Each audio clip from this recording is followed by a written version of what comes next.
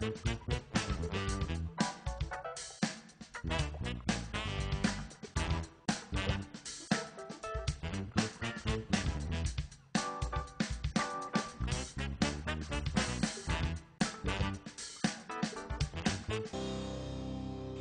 napon át színes és változatos programok sokasága várta Kerekegyháza Apraja Nagyját. A település hagyományos tojásfesztiválja és szüreti mulatsága ezúttal is sokakat vonzott. Befőtt készítő verseny, tojáskirály és tojáskirálynő választás, szüreti felvonulás, tűzijáték, utcabál.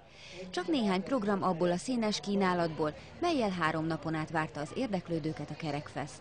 A hosszú évekre visszatekintő fesztivál ezúttal is sokakat vonzott. Kerekegyházán már nagyon régóta megrendezésre került a szüreti fesztivál, szüreti bál.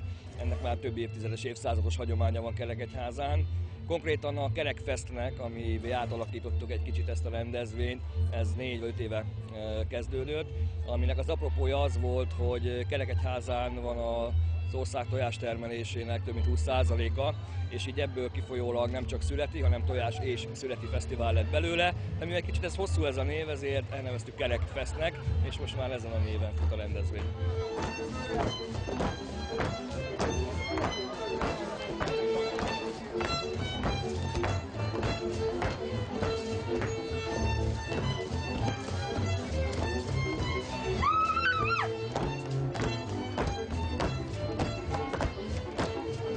A Kerekfest szervezésekor a legfőbb szempont minden évben, hogy kicsik és nagyok egyaránt jól érezzék magukat a fesztiválon. A legapróbbak számára ezúttal egy egész kis játékszigetet alakítottak ki a Bóbita óvoda óvónői, ahol bőven lehetett válogatni a programok között. Mi mindent lehet itt készíteni most? Lehet gyurmázni, bármit, amit szeretnének a gyerekek, főzött gyurmával, kis süniket, aminek mozog a keze, lába, kis almából kijövő kukacot. Mi a legnépszerűbb program most a gyerekek körében? Mi a tapasztalat? Hát azt hiszem, hogy az arcfestés, legalábbis minden évben, meg a horgászat. Ez a 2 szokott lenni, de nagyon szívesen jönnek oda gyurmázni, és keresik az óvónéniket, és oda az ismerős arcokat, és oda ülnek gyorsan gyurmázni, meg kézműveskedni. A játékszigeten apró ajándékokat is lehetett vásárolni.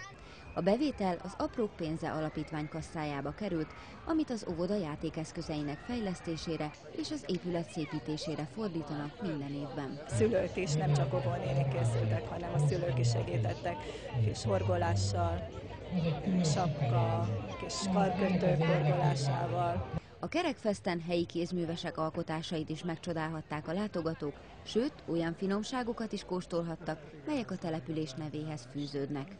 Ezúttal a több mint 50 tagot számláló Kerekegyházi Méhész Egyesület tagjai is elhozták aranyló mézüket.